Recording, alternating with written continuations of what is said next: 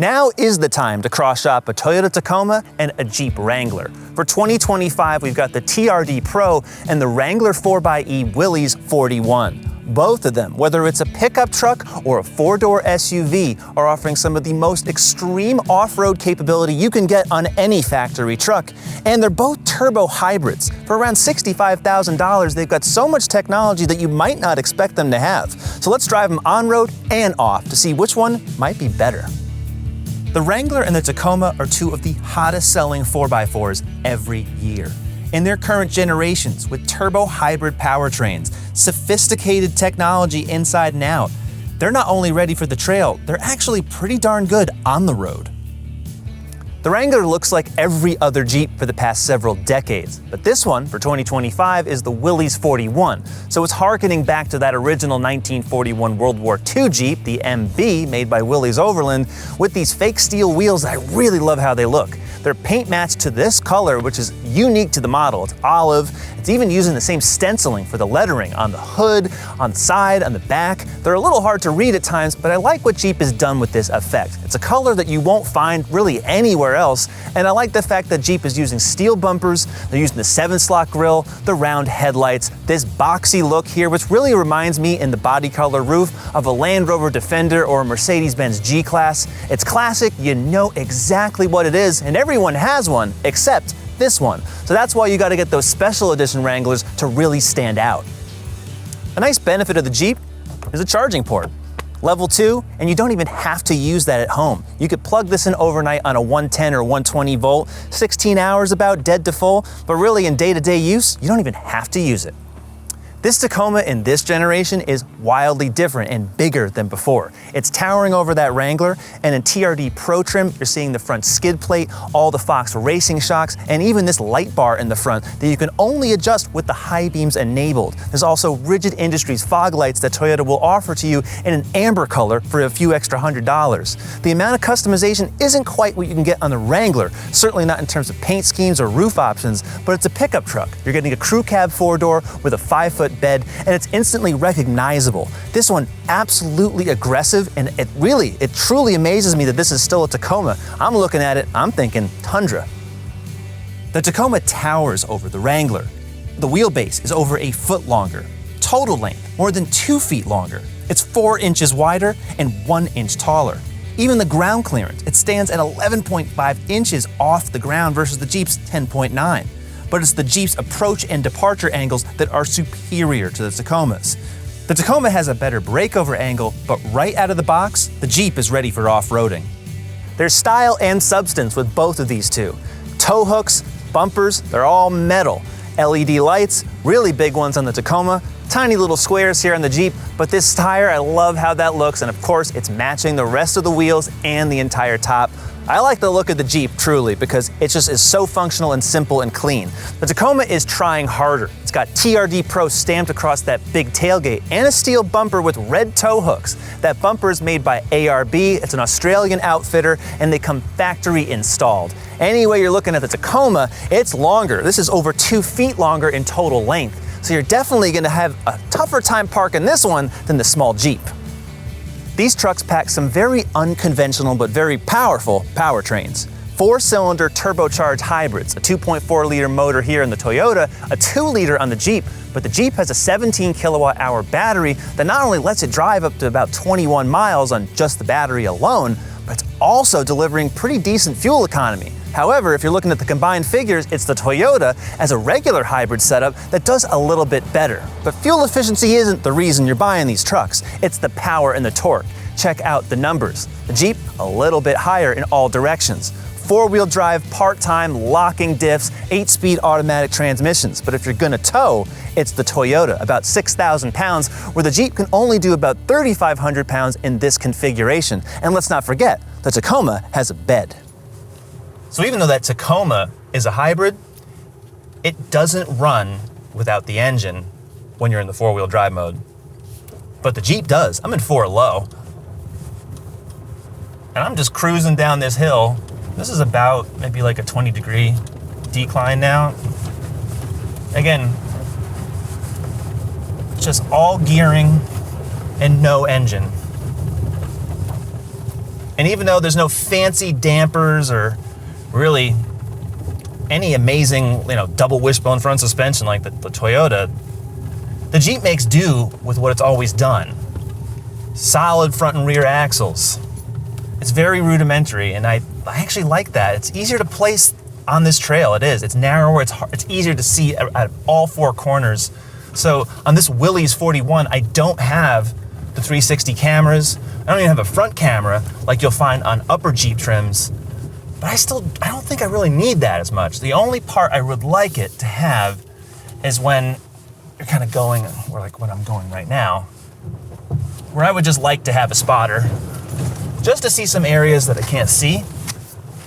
But again, this truck is just so much easier to go up, and the approach angles are superior to that of the Toyota. And I don't have the special dampening seat. I don't have any of the Fox Racing shocks. And even so, I'm actually not getting tossed around like I thought I would. That's the surprising thing.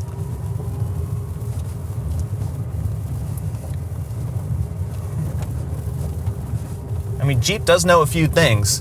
They've been building the damn thing for over 80 years. They keep talking about innovation. What innovation? You're building the same thing. But when you have the same thing, you know what's tried and true. There's no reason to reinvent an SUV like this. There isn't.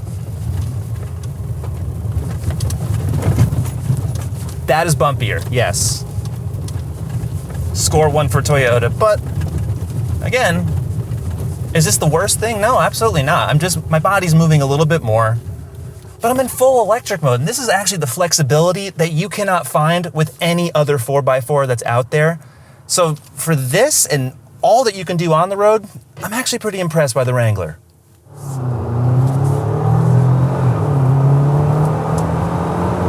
Okay, acceleration's actually impressive. You get that nice electric boost off the line. No lag really at all with the turbocharger. So together, they make a pretty good pair. You wouldn't think so, but this is the best-selling plug-in hybrid in the United States, as it's been for the last few years. It's a good powertrain. It's usually priced right. Jeep always does. They've had a lot of discounts on it, and people just love the Wrangler. So 4xe is really where it's at if you're going to get a new one. Now, not driving the Tacoma back-to-back, I can say that the Wrangler has a decent ride and a decent suspension setup. I'm not rolling terribly. Old Jeeps were worse in previous generations, if you can believe that. There's not a lot of grip, and I wouldn't expect it so. But oddly enough, it's the bigger Tacoma that has better handling, more composure on the road.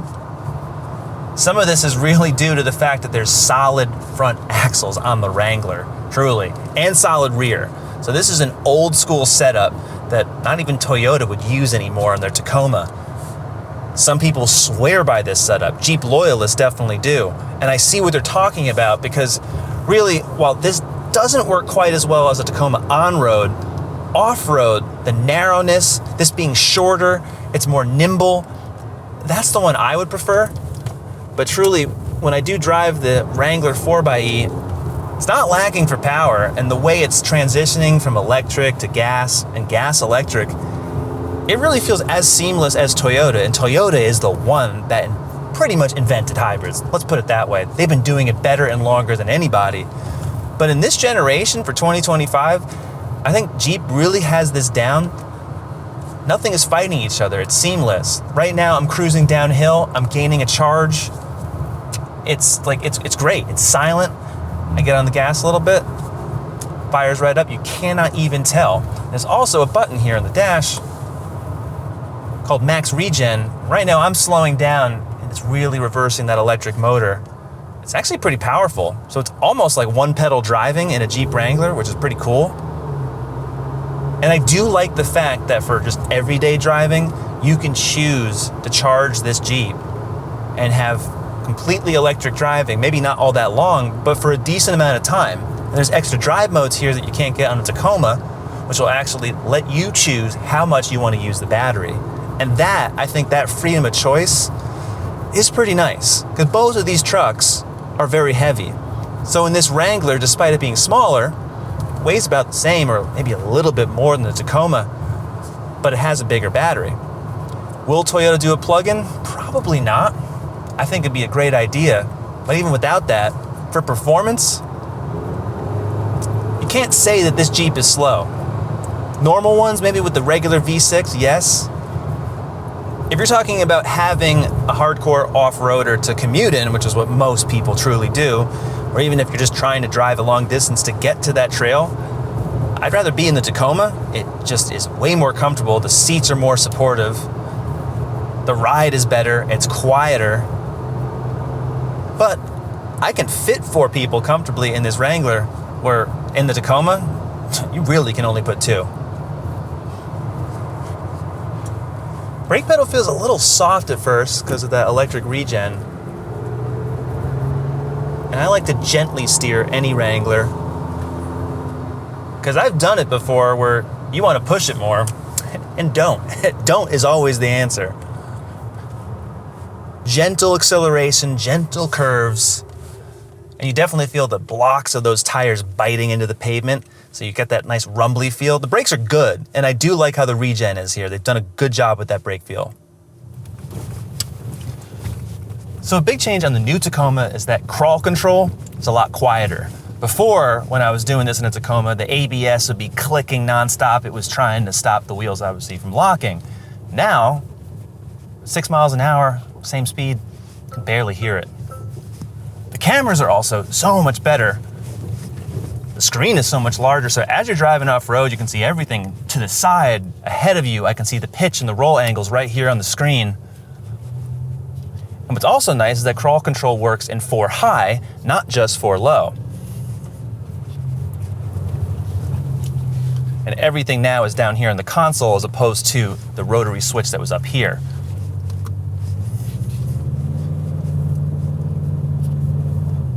Multi-terrain select, of course, that's still here. There's an automatic mode. There's also dirt, sand, mud, deep snow. That's fun to see.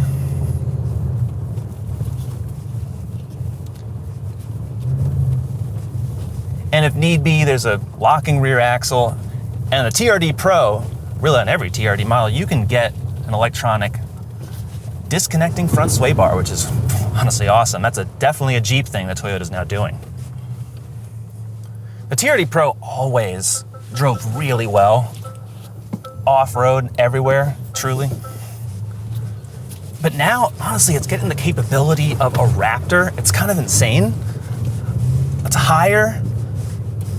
There's so much more clearance, and these seats, they actually do what they say they do. I am not bouncing around. Having all that extra torque without having to go to 4 low is nice. And honestly, like, it is actually kind of amazing how stable I am in the seat.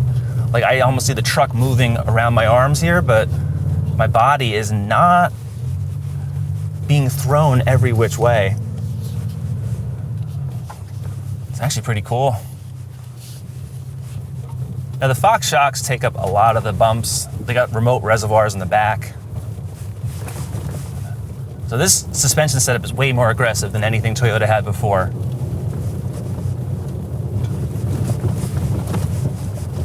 I've turned my seat off now, put the bypass valve on, so now it won't move. There's definitely some more shaking going on. But these seats are still really comfortable, so you don't have to get seats like these. You just really need a great suspension to start, which the Tacoma has.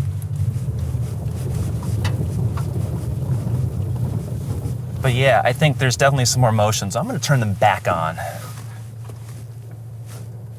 Flip both of these over. Okay. Because why not?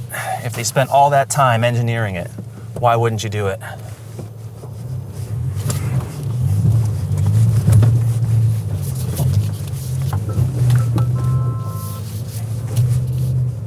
Love that. Tacoma is not as tiny as it was before, but I'm still pretty comfortable in here. I just wouldn't want to go any bigger, truly, for tight trails. because then it becomes more like a full-size pickup truck where you need that real open space. And the great benefit of having a mid-size truck is that you can pretty much go anywhere those full-sizers can't. On narrow trails, that's where it really makes the difference. The turning radius, though, is definitely increased versus the last Tacoma. So you're definitely not gonna make it all the way. You're gonna have to make some more three-pointers here and there, or more, depending on where you're driving.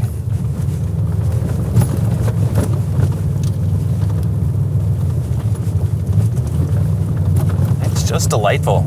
It really is.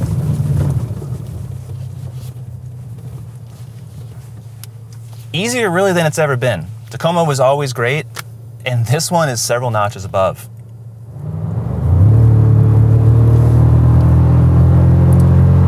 If you're putting your foot down, there's only one of these vehicles that I want to be in. It's a Tacoma. No surprise there. Why? It's not a Jeep. Anything steers better than a Jeep. Anything is more secure and stable. That's just the way the Wrangler is. The Tacoma, even though this is a truck, has always driven a lot better. No surprise there. And even though this new TRD Pro is 11.5 inches off the pavement and has some actually pretty aggressive negative camber on those front tires, which surprisingly looks crazy when you're just seeing it from behind. But driving it, it feels pretty plush. It feels just easy. Weird to say that, but it's ultra comfortable. It has nothing to do with the shock absorbers on these seats right now, because on the road they don't make that much of a difference. But it's very comfortable, it's quiet. And no, of course, I can't take off the doors or the roof, which is a big reason why air and all the other noise just seeps into the Jeep's cabin. On a day-to-day basis, having all the capability underneath, the Tacoma is the off-road truck that you could commute in. As far as turbo and electric response, I mean, it's good. It sounds good too.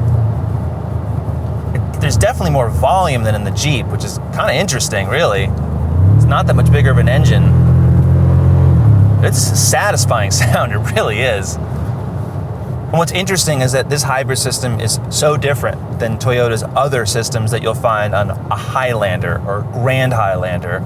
Those are nothing like this one, because this is meant for rear-wheel drive and four-wheel drive layouts. They got the electric motor between the transmission and the engine, so it's really not meant to drive for any significant distance on just the battery and the electric motor. It can do it occasionally, but you'll really only notice that happening when you're letting off the gas at a lower speed. It'll shut off. Not meant to be a Prius or the Prius plug-in hybrid, for example, nothing like that. It's all about extra performance when you want it.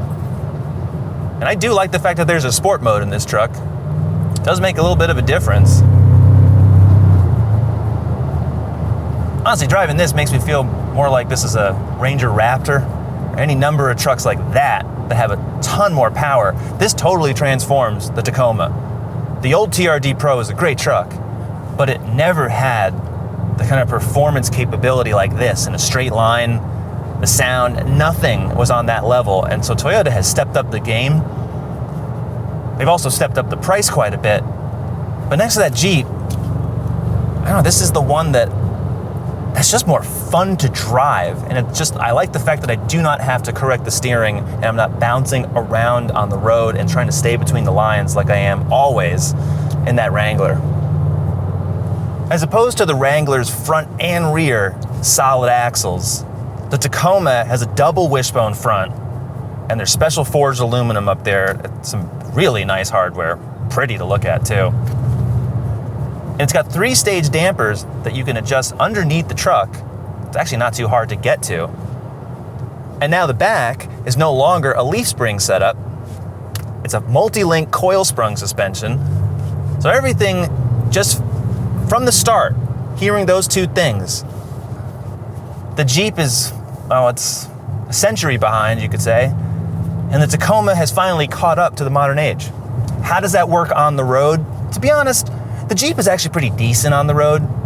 It's just that in terms of steering feel and straight line stability, there's more of it in the Tacoma. And when I'm placing this truck on a narrow road, I have more confidence that when I turn the wheel, it will turn exactly the way I want it, as fast as I want. But it's certainly not a car like composure, ride, anything like that, but it definitely is softer sprung than in the Wrangler. And you can get some more extreme versions of the Wrangler. We've tested them. But on the road, their composure, the way they just handle and make you feel, it's never quite the same as something like this, which is meant to be on the road first. Because this is based on a truck that people commute in, that people are using for general work purposes. So if you're taking a truck like that and you're making it more off-road friendly, that's what you're starting with. Jeep is hardcore to the core, right? At their very being, that's what the Wrangler is. It starts that way. So every model, no matter which one you go to, has a similar feel and setup. That helps it off-road, no doubt. But on a day-to-day basis, in terms of ride quality, in terms of steering accuracy, the Tacoma is just, I don't know, it's just more relaxed when you want it to be, and it's a little bit more fun when you want to just take some nice turns. It's a surprisingly agile truck. It makes me feel more like a Bronco or like one of the Ranger Raptors. That is actually what this is going after now, which Toyota never was.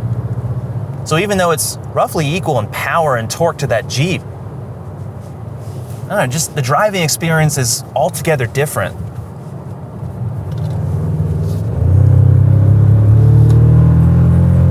Man, the Tacoma never did moves like that, I'll tell you. This feels like a totally different type of pickup truck. And thankfully, if you're getting a TRD Pro, not only are the front brakes bigger than a base model or the other models, so are the rears. The Wrangler is listed as a compact SUV, and while it might not seem like that on the outside, on the inside, there's a lot of stuff getting in the way. The exposed roll cage, all these extra big fenders here because the suspension and the tires are so large. There's a big Alpine sub, and because this is the 4xe, well, the rear seat cannot fold all the way flat. So that does inhibit cargo space and some usability, but there's still 28 cubic feet behind the rear seat and 67 when folded. Most surprising feature? This. The tail lights control the tailgate, power up and down. That's a really great feature that never was offered before. Would not have expected it on the TRD Pro of all trims. Bed liner comes standard. It's really nice inside here, full 5 feet. It's nice and deep. It really is not all that shallow of a bed for a mid-sized truck. And there's also plenty of equipment inside here. You got a 120 volt outlet on the other side, and you got USB ports right underneath here, and they're behind weatherproof seals. That's really nice. And if you're also going over there, aside from all these tie-down hooks, there's a special little cubby there that kind of looks like it's off a kayak, but it's nice. Also seals everything out of the weather. So Toyota really has thought about everything you can do with this bed. And truly, it's not like you can do that with things like a Jeep or other SUVs. Despite the Wrangler being narrower in width, it feels roomier in here. There's no big console getting in your way, all the sight lines are fantastic, and unlike most trucks at all, you can see every corner of this vehicle, not even using any of the cameras. That's a big win for the Wrangler. The Wrangler is the more analog experience. Despite this wide touchscreen here, it's not taking over the dash like in the Tacoma. The analog gauges, all of the switches here, and even though the window switches are way down here on the console where they really shouldn't be, the Wrangler is just more approachable. Maybe that's also because it's been like this for a long, long time. The other nice thing about sitting inside a Wrangler is that you don't have to sit under this roof. Not if you don't want to. All of these things, and I'm not gonna do it right now, they all pop out, everything comes off. There's so many ways to configure the Wrangler interior that doesn't matter if the sun is shining or not. There's more ways to have fun in this truck. These seats have to be some of the most comfortable and supportive I've ever been inside a pickup truck. They're better than a lot of sports cars. And if you're in here, it definitely feels sporty. It's not just the red badges. New for 2025, there's a 4th auxiliary switch if you want to wire even more lights to the front of this truck. There's slotted door pockets. Everything is a lot chunkier. The carbon look trim looks racy, along with the red hash mark on the steering wheel. It just looks more substantial and less of a work truck. On the TRD Pro of the previous generation, it never quite felt high enough. Now it truly feels not luxurious, but very racy. The Tacoma might be tighter inside than most pickup trucks that you're used to, but if you're getting an extra cab model, remember, there's no rear seat. So this one will fold all the way flat, and the driver's seat will slide extra far back so you can reach the cargo behind you. That's a nice feature that a lot of trucks don't have. If you notice something, it's the fact that I can be sitting so relaxed in the back of a Wrangler. You can't even get into the back of that Tacoma if you're under 5'10". I've tried with those seats, but it's not something you ever want to do. Back here, plenty of room. You got the window switches, air vents, and I got speakers right here. How convenient is that?